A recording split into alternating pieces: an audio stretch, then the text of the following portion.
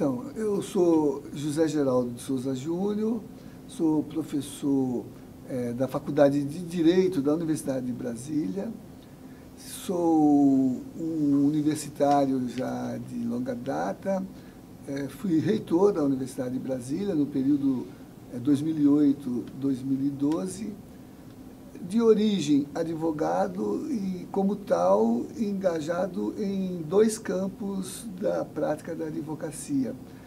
O de defesa dos direitos humanos, integrei as comissões de direitos humanos da OAB, e da formação jurídica, integrei a comissão de ciência e ensino do direito por muitos anos, atuando nessa atividade de capacitação, formação dos advogados.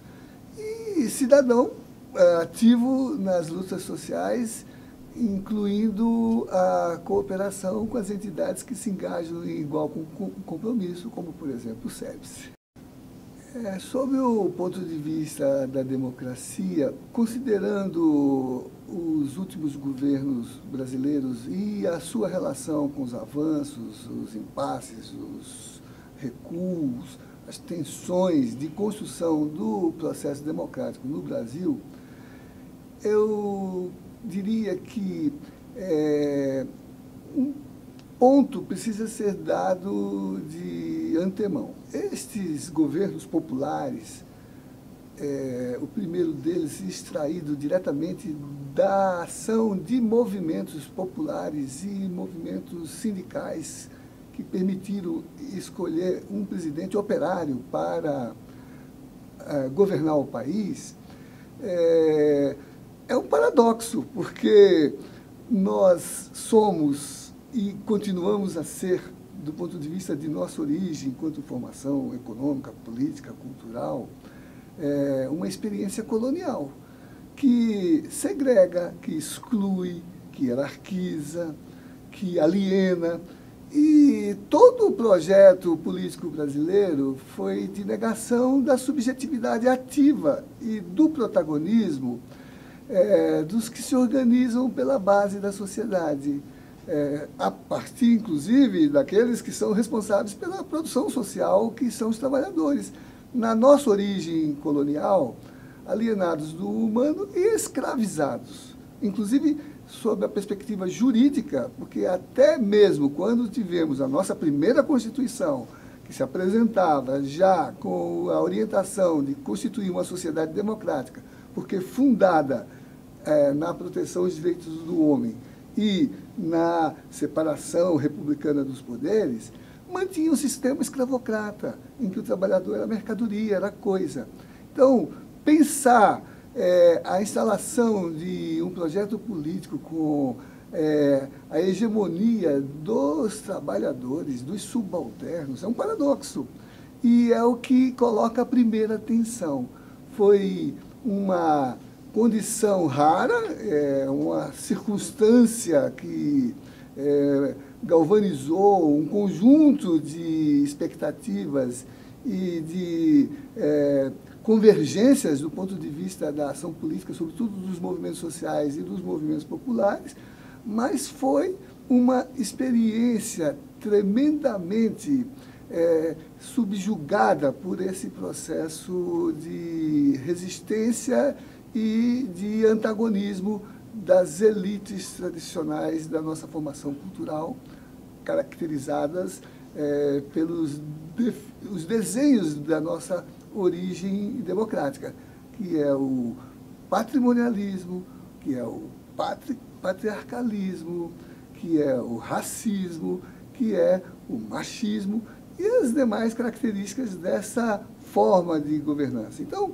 exercer a experiência democrática com essa hegemonia é um drama, porque ela tem um antagonismo de raiz e tem uma dificuldade adicional de organizar uma agenda que agregue todo o esforço que permitiu esse projeto nos últimos anos. Então, o horizonte político desse projeto estava bem desenhado, tinha uma referência na utopia do socialismo democrático, tinha uma referência numa visão de sociedade que busca a justiça social, com uma proposta de inclusão necessária, né? Que tornava como elemento crucial da governança resolver dois problemas críticos: a distribuição equitativa da riqueza social e a ampliação participativa do processo político.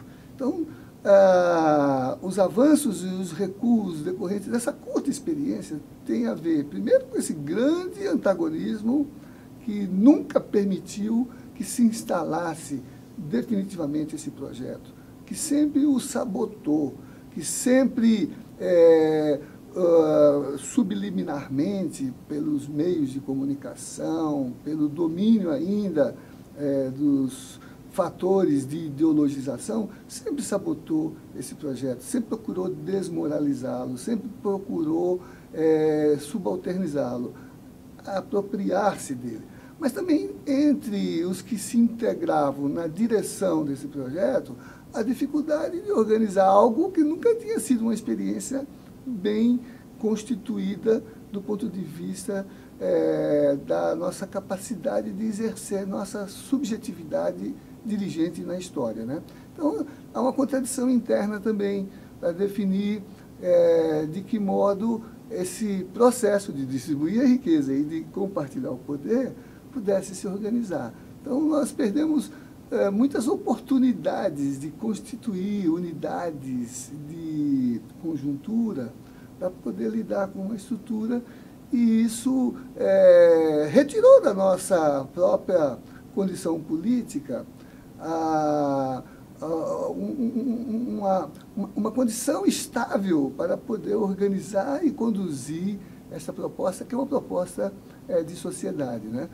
Em todo caso, o saldo disso é algo exemplar, né? Porque, de fato, nós vivenciamos uma experiência de construir justiça social com distribuição equitativa da riqueza, né?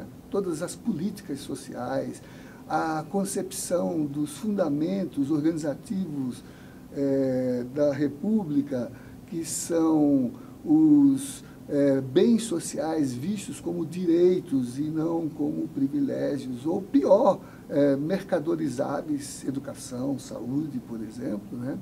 E, ao mesmo tempo, a condição política de experimentar formas, práticas, estratégias de expansão compartilhada do poder político e de experiência de uma democracia rara, uma democracia participativa, com capacidade de formulação de base das grandes políticas para o Estado, políticas públicas, nas áreas estratégicas do desenvolvimento com solidariedade e com justiça social, mas também incorporando nesse processo o aprendizado político da organização de base, a organização dos movimentos sociais, dos movimentos populares, incorporado aos dois fundamentos de uma sociedade democrática fundada numa democracia mais radical, que é controlar socialmente essas políticas e participar da sua elaboração e da sua execução.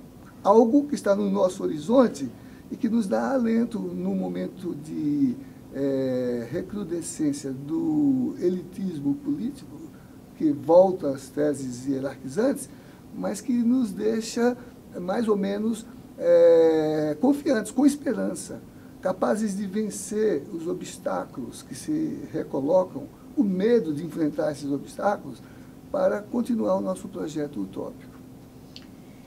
O projeto da elite brasileira e as condições de retomar, mesmo na contradição e no retorno da plataforma hierárquica, oligárquica, né, da nossa origem colonial, presente ainda nas condições de retomada de sua hegemonia, né,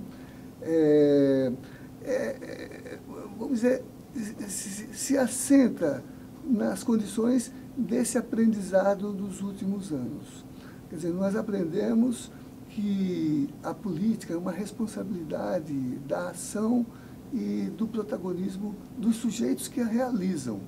Então, sobretudo os movimentos populares, os movimentos sociais, aí inscritos também os movimentos sindicais, né, tiveram a grande lição desse aprendizado, a capacidade de poder enunciar as suas propostas e de sustentá-la pela institucionalidade, o aparato de Estado que precisa ser conquistado como um espaço no qual se atua e se pode redefinir para que cumpra os objetivos de realização dessas políticas, mas também para além das institucionalidades, no sentido de que todos os espaços sociais são espaços politizáveis, ou seja, que a política não é mais algo que se faça apenas no constituído, onde se regula e onde se hierarquiza por uma autoridade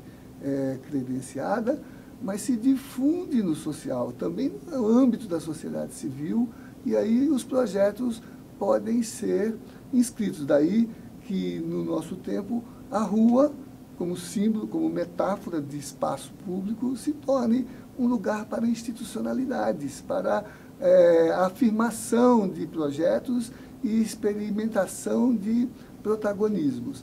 Então, no caso, eu diria assim, que mesmo retomando a sua capacidade hierárquica no sentido oligárquico, que se volta para o que foi sempre a sua história social, acumular egoisticamente, transformar tudo em bens de lucro,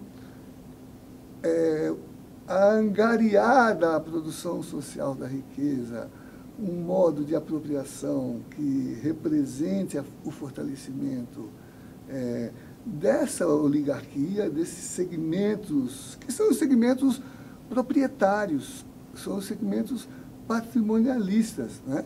E recuperar a condição da ação política para assegurar esses processos. Por isso que a gente tem visto neste retorno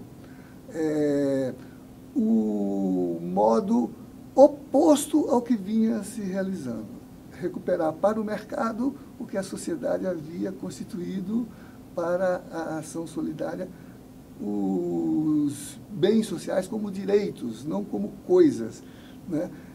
Recuperar para a direção dessas oligarquias a produção regulatória do modo de acumulação, o rentismo, a aplicação dos recursos no interesse dessa acumulação com a redução daquilo que havia sido expandido como direitos sociais, por exemplo, no mundo do trabalho, as leis que reconhecem a capacidade aquisitiva dos trabalhadores, e no mundo social, as compensações sociais que representavam formas de inclusão, por exemplo, nos modelos de assistência, nos modelos de prestações, né, de compensação pecuniária, por exemplo, as políticas compensatórias, as políticas afirmativas para incluir nos espaços das elites, as universidades,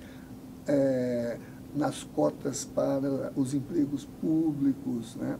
Então, a volta dessa concepção oligárquica significa o controle do aparato institucional para operar essa hierarquia econômica, acumular na linha de privilegiar tudo que represente ganhos de capital e inibir na linha do social tudo que represente econômica e politicamente colocar em risco esse processo. Por isso que nessa conjuntura que estamos vivendo, que eu e outros chamamos de um momento de golpe institucional, né, os trabalhadores foram claros em dizer que o golpe foi institucional e provocou um deslocamento do poder político. Mas, em última análise, foi um golpe contra a Constituição, porque era uma Constituição afirmativa do reconhecimento dos sujeitos de direitos socialmente organizados, e um golpe contra os trabalhadores, porque todo o conjunto de medidas nesses poucos dias tem sido no sentido de retirar todas essas conquistas que foram realizadas nesses poucos anos de um governo popular. O parlamento sempre foi uma representação, porque é um sistema representativo das elites, da nossa formação econômica, política e cultural. Então, o seu modo de se representar sempre foi a expressão dessas elites e da cultura hierárquica do nosso modelo oligárquico. Por isso que o parlamento é masculino, é branco e traduz as expressões das grandes corporações que formam o extrato social brasileiro. Sempre foi uma representação da elite brasileira, e se mais acentuadamente no passado, por conta do caráter censitário da representação política, também ainda no presente, com alguns derivativos a isso ligados, às corporações religiosas, econômicas e hierárquicas. Por isso que a gente fala da composição da bancada da bala, do boi, da Bíblia. O judiciário também sempre foi uma expressão disso por conta do modo de recrutamento, do caráter cultural também hierárquico, a cultura letrada versus uma cultura de experiência, né, de vivência, de saber do senso comum. Então, o judiciário também sempre foi uma representação desse modelo. Há uma afinidade entre esses dois instrumentos da organização política do país. Porém, do ponto de vista do imaginário, o judiciário parecia, pela sua ideologia, equidistante desse processo, pelo discurso ideológico da sua autorrepresentação, neutro, objetivo, científico, quase uma versão empírica do desenho de Max Weber, weberiano, da racionalidade moderna, né? Científica, legal, burocrática, né? Então, sempre pareceu. Mas é igual ao parlamento, homens brancos, das classes médias e classes altas, da hierarquia social bem estratificada. O golpe, em que pese as tensões do social, que redefine o mapa das lealdades, né, por exemplo, nós sabemos que o projeto popular tinha liderança carismática no campo do protagonismo sindical, mas só se assentou hegemonicamente porque tinha um apoio intelectual, né, da inteligência que vem das classes médias, que passa pelo ambiente universitário, que valida com seus discursos, com seus conceitos, a legitimidade dessa forma de organizar a política. No judiciário, a mesma coisa. Embora partindo das classes médias, mas pela mediação intelectual, a formação universitária, a inteligência percebe aquilo que é a explicitação das contradições sociais e a distância entre o justo e o injusto, para além do legal e do ilegal. Então, os componentes das camadas que formam o judiciário, sobretudo porque integram aquilo que a gente chama a nossa pequena burguesia, né, oscilam nessa lealdade, se abrem até o limite do seu horizonte de classe, da sua lealdade de classe. Mas cria ali algumas contradições. Então, assistimos, mais recentemente, uma leitura pelo Judiciário da possibilidade de abrir o sistema jurídico para redefinir em termos de direito as dimensões, vamos dizer assim, equitativas das lutas por reconhecimento da dignidade humana. Então, ocupar ou invadir?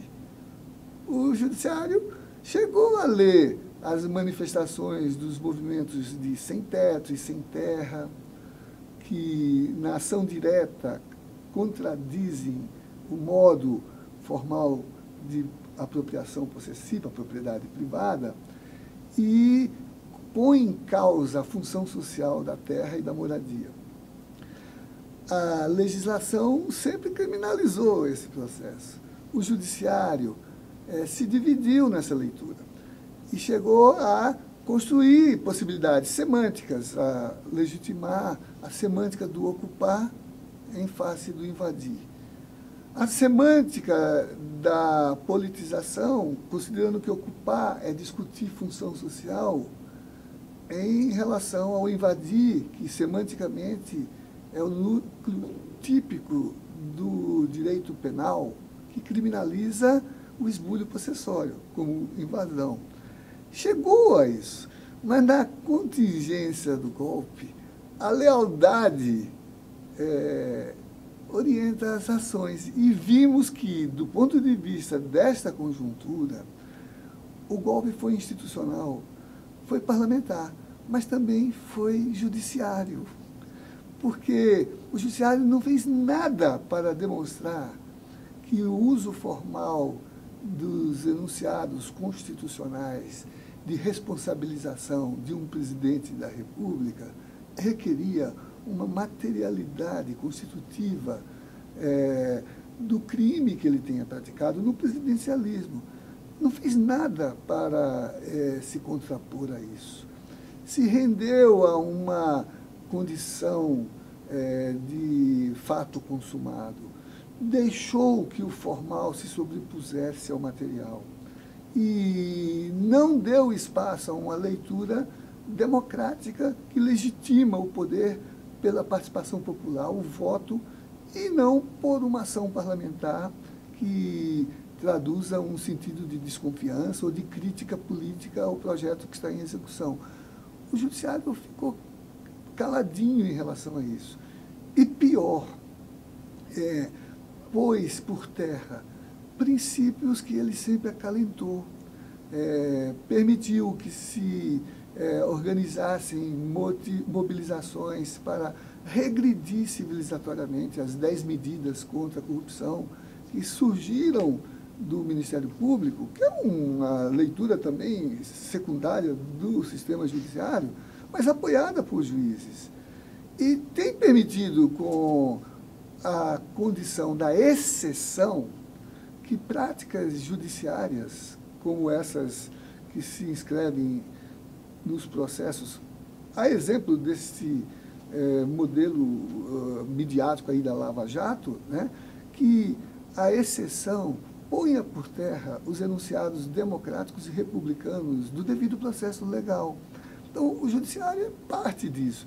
Ainda que ele tenha se aberto para um ativismo de seus operadores que deu lugar para a leitura legitimável das práticas dos movimentos sociais e de ampliação da democracia, no limite, quando a cortina se rasga, ele se integrou ao modelo de golpe, porque ele deu e está dando legitimidade.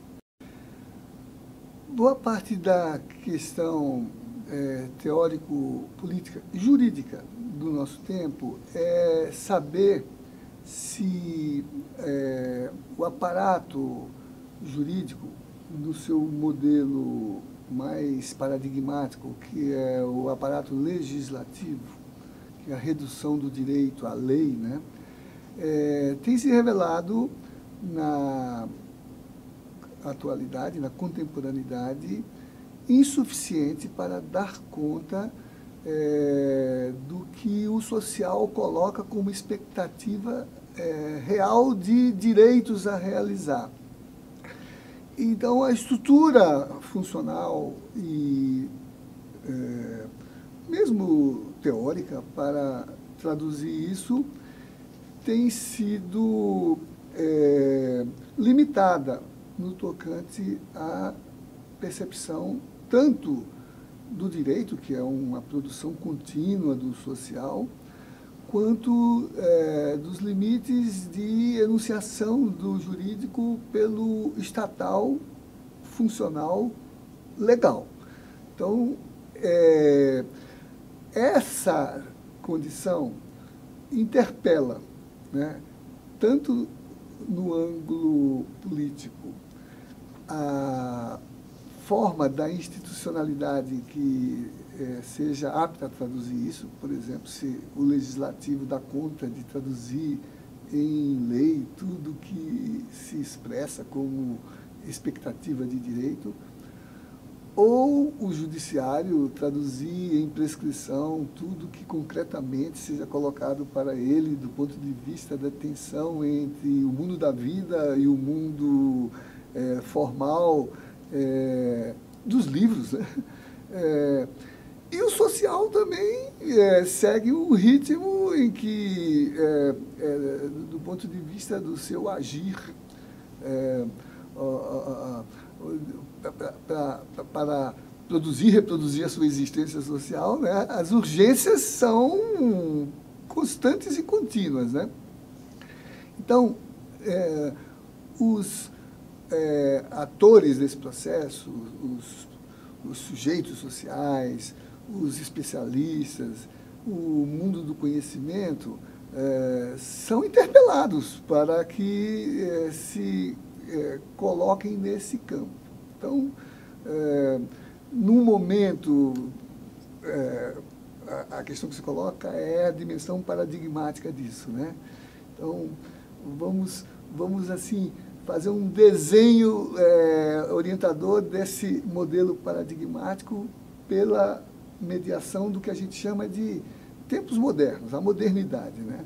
A modernidade, nesse tema, nesse campo, ela pode ser configurada por três dimensões. Uma epistemológica é a questão de como a gente conhece as coisas, e a modernidade instaurou a ciência como forma de conhecer, negando tudo mais que até então tinha produzido conhecimento e tudo mais que continua a produzir conhecimento, mesmo com a ciência sendo a forma hegemônica em sentido oficial, porque é cartorial do ponto de vista do reconhecimento e é de iniciação do ponto de vista da inclusão. Ou passa no exame e tem o certificado, ou conclui as provas e tem o diploma. Se não for assim, está fora. Então, a ciência tomou essa dimensão, inclusive a ciência do direito. Antes da modernidade, nenhum estudante diria que direito é ciência, diria que direito é arte. E a arte do justo e do bom. Agora é ciência e ciência das normas. Olha a redução. Conhecimento complexo, amplo, plural, dialogal, passando a ser restrito, prepotente e excludente, né? O objeto é a norma e não mais a justiça, ou o bom. E a norma é a norma funcional, a norma operante. Então, uma redução que coloca o limite paradigmático. A gente agora só estuda lei, não estuda mais direito. O segundo ponto de redução é que, até a modernidade, a política era difundida no social. Toda forma organizativa gerava protagonismo político. As corporações, as igrejas, ou a igreja, para se referir à modernidade europeia, né? Os clubes, tudo gerava política, porque não tinha Estado. O Estado é uma construção recente, tem 200 anos, é uma questão que se aperfeiçoou na metade superior do século XIX, quando a Alemanha se forma como Estado Nacional, quando a Itália se forma como Estado Nacional. Então, quando isso se consolida por todos os meios operativos, a política é centrifugada do social para o estatal. E se despolitiza o social. A política passa a ser feita no social. Então, o que é feito fora do Estado não é política, é mundo privado, é mundo sem direito, é mundo das trocas equivalentes, é mundo da transgressão. Então, muito do que é luta por direito, não passando pelo Estado, ficando no social, fica no campo da transgressão, até da criminalização. Então, essa é uma redução. A gente passa a ler o social que faz política como um social transgressor. E quando ele coloca a agenda dos direitos, a gente não reconhece e reprime, nega, criminaliza. A outra redução é consequente no campo do direito. O direito era difundido no social, eram as trocas recíprocas, eram os contratos estendidos no comunitário e, de alguma maneira, estatuindo formas de reconhecimento. E era uma espécie de civismo cotidiano que se organizava no campo amplo da sociedade civil. Com a centralidade do Estado, o direito é abduzido pelo Estado e passa a ser direito do Estado, contra o direito do social. 3 reduções dramáticas. O conhecimento reduzido à ciência, a política reduzida ao Estado e o direito reduzido à lei. Né? Então, é claro que isso gera, numa sociedade mais complexa, um tremendo impasse. E aí, o que fazer? Numa conjuntura de interpelação, o que fazer é trabalhar as respostas razoáveis a essa interpelação. Do ponto de vista do direito, voltar à rua, o direito achado na rua. Mas voltar por quê? Porque os sujeitos reivindicam que o institucional reconheça que o que fazem não é prática criminalizável, mas é inscrição no cotidiano de novas juridicidades emergentes. É direito achado na rua, é o direito de morar em relação à propriedade, que é uma apropriação possessiva, egoísta, não natural, no sentido de que isso é algo que derive das condições postas ou por uma divindade ou por uma cosmologia. É algo que é construído socialmente. Até mesmo as nossas condições de auto-reconhecimento subjetivo.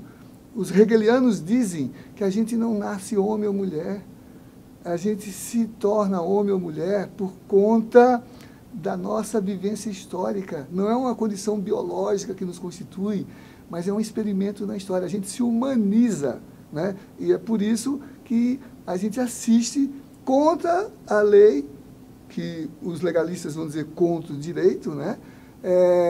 As recusas a essa experiência de humanização. Então, o direito de estar na rua é a expressão deste modo de responder a interpelações em 2 planos. O político, quer dizer, vamos contrastar o conhecimento que não é só científico, vamos contrastar o protagonismo político que é social e não é só estatal, vamos contrastar a dogmática jurídica que não é só legal, é múltipla. E ela está inscrita naquilo que legitimamente se constitua como organização da liberdade, da expansão humana. Né? O direito de estar na rua é isso, porque numa conjuntura paradigmática, repensa as explicações no campo do conhecimento, no campo da política, no campo técnico. Mas o faz em diálogo com as interpelações que se realizam também no campo da política, novos sujeitos, novas mobilizações sociais, novas agendas.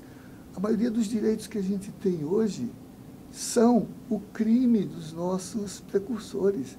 O 1º de maio é dia do trabalho, porque o 1º de maio é a data de execução de trabalhadores que foram criminalizados por sabotagem, em greve, reivindicando a jornada de 8 horas. E agora estão querendo trazer a de 12. Olha, o crime deles é o nosso direito. A história deles é o exemplo para a nossa história de nenhum direito a menos. E da nossa capacidade de que os direitos se constituem no social, como nós fizemos, por exemplo, com a educação, com a saúde.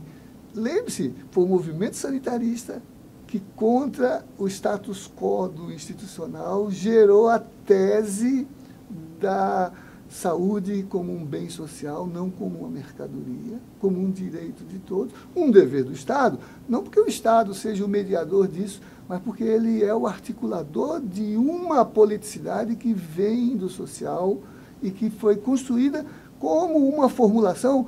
Lembre que todo o desenho que veio para a Constituição, inclusive do SUS, foi feito nesse movimento e saiu da Conferência de Saúde, da 8ª, sobretudo, já todo articulado para entrar na Constituição. Nasceu ali, não nasceu depois. Tem que ser defendido, inclusive, depois, quando agora, nas hierarquizações novas, se tente retirar da Constituição aquilo que o social colocou lá, né? Então, o direito de estar na rua é um pouco isso, é esse diálogo com os movimentos sociais, que são sujeitos, que apresentam o seu projeto e que reivindicam que eles sejam legitimados, porque eles emancipam e, portanto, eles não são criminalizáveis, eles são uma forma expandida de afirmar o direito até contra as leis, até contra as leis. Se a pergunta é como uma proposta, como o direito achado na rua, que carrega essas características contraparadigmáticas, se localiza no ambiente universitário, que é rígido do ponto de vista da hierarquia dos saberes, que representa um modelo de cientificidade que, por seu caráter o determinante, como que designa e legitima um modo de conhecer, como essa tensão é resolvida na universidade e nessa, vamos dizer assim, disputa entre reconhecimento sobre formas, às vezes até opostas, antagônicas, de modos de conhecer, de formas de produzir conhecimento. Se a pergunta é essa, a resposta é a tensão paradigmática, né? Quer dizer, a modernidade estabeleceu um paradigma, mas ela não estancou, ela se impregnou das tensões que ela mesma provocou. Quer dizer, aqueles sujeitos que foram silenciados ou que foram subalternizados não deixaram de existir. Eles submergiram numa ausência que não é algo que é uma não ocorrência, é uma produção de uma invisibilidade. Quer dizer, aquele conhecimento que não existe porque não é oficializado, ele não é uma não ocorrência, ele é uma ausência deliberadamente produzida. Então, na universidade é a mesma coisa, ela é uma instituição que hierarquiza o saber, certifica, cartorializa o modo de conhecer, conferindo as titularidades para o exercício reconhecido do saber, né? E, todavia, ela própria vivencia as tensões com o conhecimento que, ausente porque foi produzido como ausência, é emergente, porque ele está ali situado e ele busca formas de manifestação. Então, a universidade, que para isso se isolou, para poder ser especial e ser o lugar único onde o saber é constituído, logo foi assaltada pelo social que produz conhecimento, que questiona aquele saber que é produzido. E, de alguma maneira, nesse assalto, a comunidade se reorienta. Então, há formas universitárias historicamente diferenciadas, né? E entre nós, por exemplo, uma forma desse modelo de universidade que não foi capaz de manter-se isolada nos seus muros, foi uma universidade necessária, no caso da UNB, no projeto de Darcy Ribeiro, de Anísio Teixeira, que era uma universidade que, sim, tinha que continuar trabalhando no campo paradigmático do conhecimento, que é o diálogo civilizatório, mas tinha que estar atento aos problemas sociais que a interpelam. E, para estar atenta, teve que abrir modos de comunicação. E, ao fazê-lo, gerou estas condições problemáticas. No caso do direito achado na rua, que é a segunda parte da questão que se coloca, né, na sequência do que estamos discutindo, era possível discutir isso na faculdade de Direito? Claro que não. Claro que não. Mas o direito está confinado à faculdade de Direito? Claro que não. Por exemplo, na área de saúde se fazia direito à saúde. Se fazia direito sanitário, que nem tinha categoria na classificação dos campos de direito, oficialmente não está na codificação. Então, esse extrapolar interno da produção do conhecimento na universidade quebra essa rigidez, rompe com os compartimentos. Na linguagem burocrática, desdepartamentaliza, né? Abre lugares acadêmicos inesperados, foge da sala de aula e discute conhecimento na cantina, compõe os currículos para além das disciplinas que são organizadas no projeto político-pedagógico, numa expansão política pedagógica em que cada cantinho da universidade é um lugar de trocas de saberes. E aí vai criando programas alternativos, campos de interpelação, agregando conhecimento. Domênico De Masi, por exemplo, na Emoção e na Regra, lembra que o que caracteriza a institucionalidade universitária não é a estrutura formal, é a capacidade de nela se gerarem grupos autoconstituídos de pensamento crítico que vão organizando modos de conhecer que circulam ali e que interpelam o oficial. Por exemplo, não é a Universidade de Frankfurt que interessa a ele estudar, é a Escola de Frankfurt, que é com universitários, mas que não é um programa oficial, é uma leitura crítica ao oficial. Não é a Faculdade de Direito do Recife que vai definir o conhecimento da universidade que está instalada ao redor dela.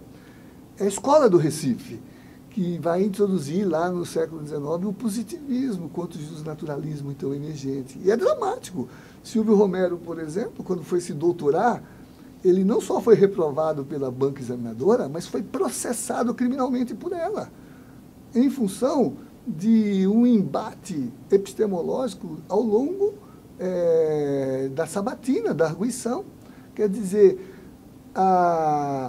o controle não só acadêmico, mas ele é criminal. E, então, nem por isso o pensamento de transformação se instalou no núcleo ali constituído e inseminou o debate mais geral universitário. A UNB, para me referir à minha universidade, né, ao dogmatismo positivista do modelo paradigmático do conhecimento empírico, científico, foram se agregando elementos de outra racionalidade, mais complexos, pensando em Morin, pensando em Boaventura de Sousa Santos, né?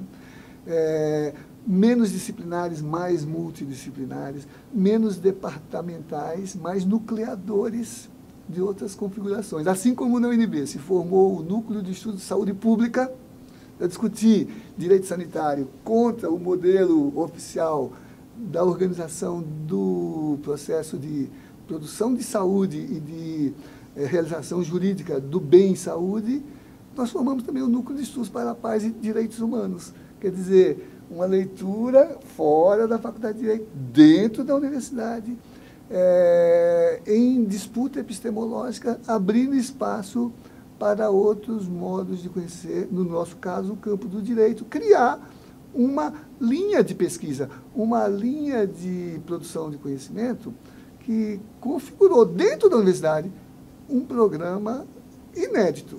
Inédito por quê? Porque foi construído com os universitários e os não universitários, os movimentos sociais. Foi construído interdisciplinarmente e não disciplinarmente.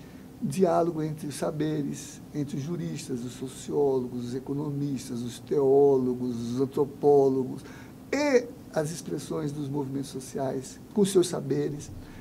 E, institucionalmente, por outras ações, ao invés de ser no programa presencial da Faculdade de Direito, no programa de educação à distância do Centro de Estudos à Distância. Então, criamos o programa O Direito Achado na Rua, a pedido dos movimentos sociais que esperavam na redemocratização, estamos falando dos anos 1980, uma resposta da universidade que não fosse o status quo do consentimento, mas da leitura de reconhecimento de que as suas reivindicações eram práticas politizadoras e não criminalizáveis, e que, por conseguinte, o direito devia ser um mediador da justiça e não um legitimador da legislação. Então, os movimentos, por suas assessorias jurídicas, pediram um programa. E nós oferecemos, então, esse programa, O Direito Achado na Rua. Só que isso gerou uma expectativa inesperada. De um lado, interna, os estudantes formais disseram, eita, temos uma alternativa para o déjà vu. Não queremos mais a formação dos manuais, queremos uma formação crítica. Então, o projeto, na sua edição bibliográfica, se tornou um compêndio alternativo de introdução ao direito. Se espalhou pelo Brasil, porque os estudantes e os professores que viviam a tensão paradigmática, política e teórica a que me referi, também queriam esse programa. E aí a outra repercussão inesperada. Imensos segmentos começaram a pedir o mesmo. Por exemplo, os juízes do trabalho, inconformados com a visão de uma função social que era de manter a hierarquia do capital sobre o trabalho, pediram uma leitura crítica do trabalho, fizemos uma introdução crítica ao direito do trabalho.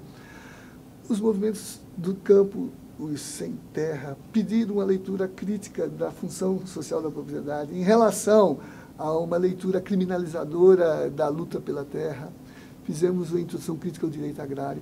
E a saúde, todo o movimento da 8ª Conferência, todo o movimento da constitucionalização da saúde como direito, que não é apenas um enunciado técnico, o bem-estar físico e mental, é a reorganização política do sistema, um modo de fazer saúde funcional e tecnicamente.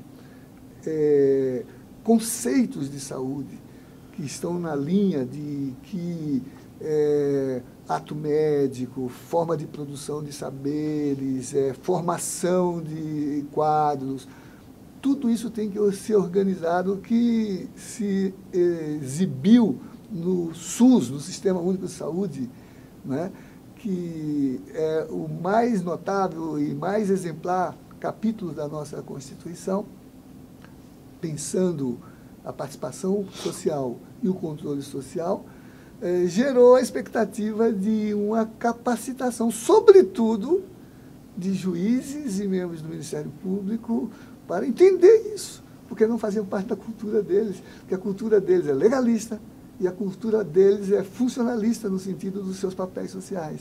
Então, nós montamos uma introdução crítica ao direito à saúde com a mobilização da Fiocruz,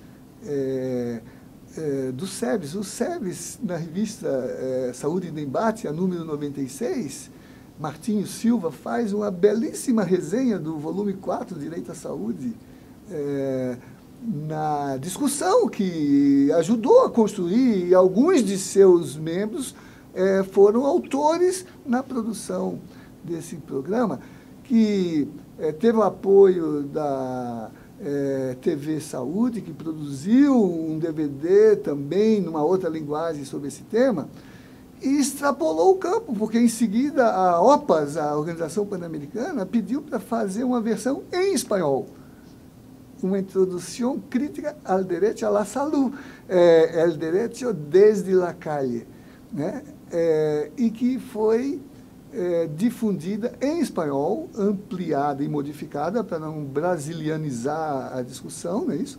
Então, incorporamos autores de vários lugares, fizemos uma oficina na OPAS com a representação de 17 países e 23 instituições. Perdemos um pouco em densidade do ponto de vista conceitual, mas ganhamos em expansão de uma possibilidade. O volume 6 da série é o 4, Introdução Crítica ao Direito de Saúde, refeito. O 5 é Mulheres, Introdução Crítica ao Direito das Mulheres. E agora acabamos de lançar o 7º, Introdução Crítica à Justiça de Transição na América Latina. Que coisa antecipatória, porque a Justiça de Transição é a constituição das formas de responsabilização dos atos antidemocráticos e que, por suas características de exceção, violam sistematicamente direitos humanos, mas que também apontam para o horizonte de refuncionalização institucional, reeducação das instituições, né? Para prevenir o nunca mais, para que não mais aconteça. É a base, a plataforma para nos contrapor a golpes. É uma plataforma para continuarmos a resistir, nenhum direito a menos. E sempre expandindo direitos, porque os direitos não são quantidades. Não é um almoxarifado que vai receber em prateleiras a legislação. Os direitos são relações. Nunca há direitos demais. Sempre se expande e o direito está na rua, é esse projeto. Como é que os direitos se expandem? Se expandem na medida da nossa capacidade infinita de permanente humanização. Quantos de nós já nos humanizamos, mas estamos longe de humanização plena, e quantos em volta de nós nem no âmbito do humano está? Estamos aqui gravando sob os auspícios da direção de Tânia Quaresma, que acabou de receber o prêmio do Festival de Cinema de Brasília, o Cinema Brasileiro, 49ª edição, com um filme sobre os sub-humanos dos catadores de material reciclável, né? Que, não obstante, desde aquela condição, reivindicam o humano pleno, né? Que é um projeto inacabado, porque, como eu lembrei, os hegelianos, né? Eu digo esses hegelianos porque tem Hegel e tem Simone de Beauvoir, né? A gente não nasce, a gente se torna. Isso é um projeto político. O homem não é, e a mulher, como a gente repete na ciência, animais racionais. A gente é o que Aristóteles disse, animais políticos. O humano é uma constituição de experiência na polis, na vida política, né? Então, é esse o projeto Direito Achado na Rua. Isso, primeiro esse, resistência, né? A nossa posição, porque a gente vê que não é uma experiência abstrata, é uma experiência tensa, são lutas concretas. E, portanto, realizar direitos é lutar por reconhecimento. No plano simbólico e no plano político. No simbólico, afirmar a dignidade da luta para realizar direitos. No plano político, não recuar das conquistas. Porque, como eu disse, os direitos são relações, não são quantidades. Não é porque a economia aponta para uma limitação. Porque a leitura da economia pelo direito mostra que ela opera uma prioridade e, portanto, ela consuma um projeto. Então, o nosso projeto era de expansão de direitos por distribuição equitativa. não recuar disso, continuar com esse horizonte. E nisso significa desmercadorizar a vida social. A política é uma dimensão da reciprocidade na vida comunitária. Não é uma indexação de preços num mercado de commodities. E educação, saúde não podem ser reduzidas à condição de commodities, são direitos. É isso que nos humaniza. Então, não recuar, não aceitar as teses da limitação do econômico. Não há limitação do econômico, há hierarquia de aplicação da economia e há seleção. Por isso que a gente vê as massas sobrantes das imigrações e aqui no descaso com os que a gente chama de excluídos, de subalternos, de pobres. No caso, eu acho que tem uma voz que está nos chamando para isso, e sem adesão teológica, eu queria dizer que, por exemplo, o Papa Francisco, nas suas exortações, tem mostrado isso e tem dito para os movimentos sociais que eles não podem recuar da sua luta por direitos, e o horizonte histórico da luta por direitos é ter a consciência de que o capitalismo mata, é iníquo, porque ele é egoísta e porque ele hierarquiza. E que o horizonte social da realização da caridade é assumir a política e se pôr no conflito para transformar a realidade. E o horizonte de ação atual é reivindicar teto, terra e trabalho. Teto, terra e trabalho. Então, essa questão está posta para nós e acho que o primeiro plano é não recuar das conquistas, nenhum direito a menos. Tem sido a palavra de ordem da reação a esse golpe que, mobilizando, a partir das contradições que existem entre nós, os vários setores do social, né, convergem para essa perspectiva de que não pode haver recuo em relação aos direitos. E para isso é preciso, já que o institucional foi usurpado, foi assaltado, assumir o instituinte. O instituinte é a rua. Então, é mobilizar, é partir para a rua e, nesse movimento, construir a agenda. A agenda é o acordo possível em torno das mobilizações que temos que fazer para buscar aquilo que é o nosso horizonte histórico de legitimação do processo político, né? Então, a gente encontrou na democracia o modo de legitimar. Tem que resgatar a democracia que foi sequestrada. Ela é discurso, mas deixou de ser prática. A prática da democracia é nossa. Então tem que reivindicar, tem que ocupar, tem que fazer mídia alternativa, tem que convergir onde a gente tem apoio social, porque não tem mais estatal, para sustentar, inclusive, a produção, a circulação, as mídias. Onde eu vou em sindicato, digo, os sindicatos agora têm que apoiar os blogs, tem que criar base para... voltando a Tânia Quaresma, que não deixo de registrar pela alegria de estar numa produção que ela dirige, do ponto de vista midiático, né? Com ela, né? Lembrar que o cinema, que a linguagem de mídia, né, é um fenômeno pedagógico incrível.